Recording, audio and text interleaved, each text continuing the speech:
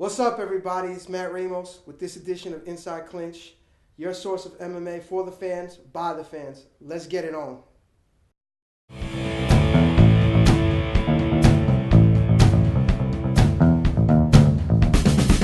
UFC 139 just happened this past weekend. In case you didn't see it, you missed 3 epic fights, leading with the Fight of the Year candidate at the end in the main event. But we're going to jump to Uriah Faber, Brian Bowles. They fought it out. It was a title eliminator, Brian Bowles and Uriah Faber. Uriah Faber chokes out Bowles with a guillotine choke in the second round, earns his shot once again at Dominic Cruz for a third fight for the bantamweight title.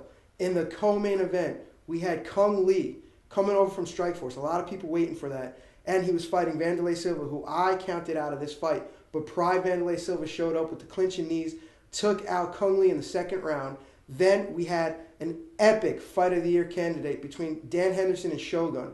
We've been waiting for these guys since the Pride days to finally go at it. It finally happened. I think it's at the best moment, best time at both these guys' careers. And they gave us, it was worth the wait. It was a great fight, epic fight. We're going to get right into it, break it down, bring it in my posse. Straight off, in the blue corner, my boy, CeeLo.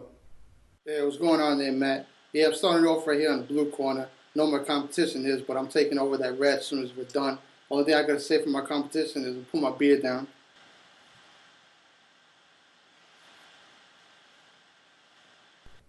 All right, fighting out of the championship corner, the red corner, I got my boy, the analytical one, Dave the Ginger. Hey, it's Dave the Ginger with MMA Clinch. I'm in the red corner, the champion, the reigning champion, and I'm ready to put this boy into shame. All right, round 1. Let's get it.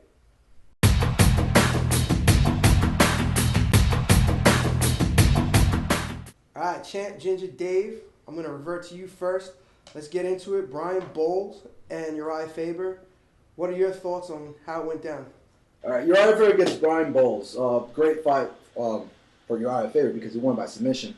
But it also shows the lack of depth in that weight class. The fact that Uriah Faber fought for the title not even 2 fights ago against Dominic Cruz, and now he's going to go against him again, just shows how limited that weight class is.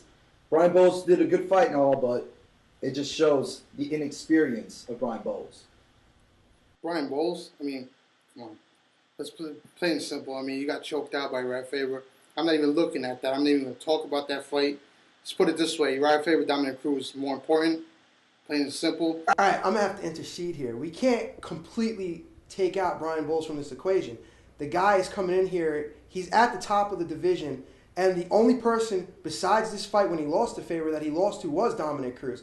So him going into a rematch with Dominic Cruz could have been potentially pretty exciting for him to avenge his one loss that he had. I mean, Faber definitely outworked him, looked way better, way crisper on the feet, caught him with that uppercut, hit him with the clinch, hit him with the knee, and choked him out. I mean, Faber looks good. Yeah, but I mean, we're getting another match of Dominic Cruz and Uriah Faber. Yeah, but who cares about Brian Bowles got choked out? I mean, it's like he's done. It's over. Like I'm looking more forward to the Dominic Cruz Uriah Faber fight. I mean, yeah, the second fight wasn't like. I mean, come on, it was could have went either way. I mean, the way I looked at it, but I'm kind of actually shooting more for Uriah Faber because I've been getting bored of watching Dominic Cruz fight. It's just like when he fought Demetrius Johnson, it was nothing fancy. I mean, yeah, he beat the shit out of a fucking 5'3" person. I mean, come on. All right, but my problem with Uriah Faber is the fact that, like, why does the UFC love him so much? Like, I understand he proved him, but he lost against Dominic Cruz. I feel like UFC loves him because he's giving Dana White money. He was the face of WEC, man. I understand, but he's not the face of that weight class anymore. Dominic Cruz is, and he beat him before. Agreed. Yeah, but Dominic Cruz fights like a fucking retard. I mean, the thing is, I have nothing against the dude. Fights like a retard? No, I'm just saying. Are you kidding me? He just looks kind of dumb the way he throws those kicks with his fucking head down. That's called finesse, friend. It's finesse. Yeah, it's finesse. It's finesse. I'm not taking nothing for Dominic Cruz. Dominic Cruz is good. Dominic Cruz is good, but I mean, it's like, I don't know. I just get bored of watching his fights. It's the same shit all the time. And it's like, I'd rather see Uriah Faber, who did something different that we saw in this fight, choke fucking Brian Bowles out like he was nothing. And we came into this fight thinking, oh, this is going to be a good fight. This is going to be this. And he dominated the whole fucking thing. So I'd rather see that than see, like, anything else. I mean, Dominic Cruz is one thing. He's a champion. I will take nothing away from him. Defended his one loss. But I can see, like, Uriah Faber beating him. Dominic Cruz has great cardio.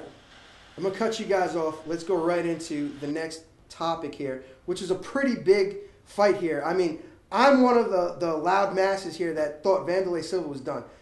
I mean, for anybody to really think that he wasn't after all his last couple performances, he hasn't looked really good. But he came out, I saw Pride Wanderlei Silva here. I mean, something I've been calling for him to do for a while now. The clinch in the knees, what he was known for in Pride. He came out and he did it, and he put Kung Lee down. But before that, I mean, round one was the show of Kung Lee. I mean, the kicks that only Kung Lee can throw into MMA. I mean, it was a pretty good fight. It was actually one of the fight of the nights that Dana White awarded. So I'm going to go to you now, CeeLo. What are your thoughts about this fight? Me, personally, I'm the hugest Wanderlei Silva fan. Everybody already knows that. You saw my intro. I mean, plain and simple. The whole thing with me, Kung Lee, I can't take nothing away. Deadliest kicks, I think, in MMA. But Wanderlei Silva is Wanderlei Silva. I don't think he's a top contender, even though how much I've been watching him since Pride. But it's like, I think, personally, he's got to show more on his chin. I don't think he's got age caught up to him, basically. All right, Wanderlei Silva. Wanderlei Silva proved that he still has heart. He has that old lion's heart. He got rocked in the beginning. Yes. But I'll tell you right now, Kung Lee, it was his first fight in a major organization like the UFC. And like I said last week, nerves might have been an issue. Yeah, his nose. Special kicks like that don't win fights. When's the last time you saw a roundhouse kick? He spun and his foot was off the air. When was the last time you saw his nose look like that? Yeah, exactly. That's exactly what I was saying. Wanderlei Silva has the old heart, has the great instincts, and finish. All right. Now, fight of the year candidate. We had Shogun and Dan Henderson. Definitely lived up to the hype. It was worth the wait. Dave, thoughts? Dan Henderson against Shogun Rule. All right. Dan Henderson is an old line as well. Shogun is definitely a top contender. What we saw throughout that fight was Shogun's heart. Right off the bat, Dan Henderson had some trouble. And a lot of people would buckle. I know I would have buckled. But Shogun stuck it in, took his lumps, and came back in the 4th and 5th round. Tough enough for me. I originally thought that it was going to be a tie because that last round, Shogun was on top the whole time. That was definitely a 10-8 round. Yeah, I kind of agree, man. Like, that fight was definitely fight of the year. I mean, the only thing I could disagree with you, if Dan Henderson would have punched me like he punched Shogun, you would have saw my shorts in the fucking octagon. That's basically plain and simple. But other than that, I mean, I got to agree with you 100% because that showed fucking true hearts, like literally like a heart of a lion. Nobody's going to question Shogun's heart, that he stuck in there. He took some vicious right hands. Yeah, definitely. But at the same token, I'm going to go with what you just said, Dave. You said that Shogun won the last round 10-8. I'm going to say he did, but I'm also going to say that Dan Henderson definitely took round 1 10-8. He blasted Shogun with so many shots, and it was just Shogun's pure heart and determination that kept him and got him through that round. Yeah, I would say it was a 10-8 as well the first round, but there was an instance where Dan Henderson was on the ground.